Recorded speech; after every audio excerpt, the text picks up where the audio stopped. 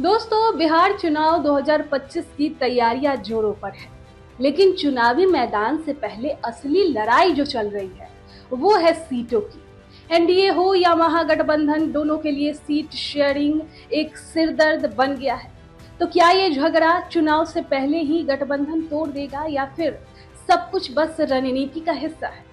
तो सबसे पहले बात करते हैं महागठबंधन की। तो महागठबंधन में सीटों को लेकर घमासान मचा है।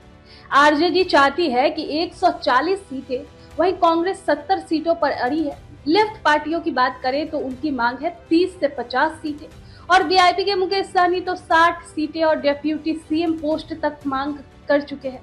और हाल ही में तेजस्वी यादव ने कहा कि जो जीतेगा वही लड़ेगा। लेकिन क्या बाकी पार्टियां मानेगी, ये सवाल है। अब बात करते हैं एनडीए की। हालत भी कुछ अलग नहीं। जेडीयू को 102 सीटें चाहिए, बीजेपी को 110 सीटें, पर दिक्कत यहां पर छोटे दलों से है। चिराग पासवान की लोजपा चाहती है 40 से 50 सीटें। जीतनराम मांझी की हम पार्टी 20 से 30 सीटों पर नजर गड़ाई बैठी है। और वहीं उपेंद्र कुशवाहा की पार्टी भी लाइन में है। और दोस्तों, यहाँ पर दिलचस्प बात यह है कि 2024 में एनडीए ने मिलकर अच्छा प्रदर्शन किया, लेकिन अब अंदर से टूट की आशंका बनी हुई है। अब बात करते हैं उन फैक्टर की जो इस चुनाव को पूरी तरह से पलट सकते हैं। एआईएमआईएम के असदुद्दीन ओवैसी महागठबंधन में शामिल होने को पूरी तरह तैयार है। खासकर सीमांचल की 50 सीटों पर उनकी नजर है।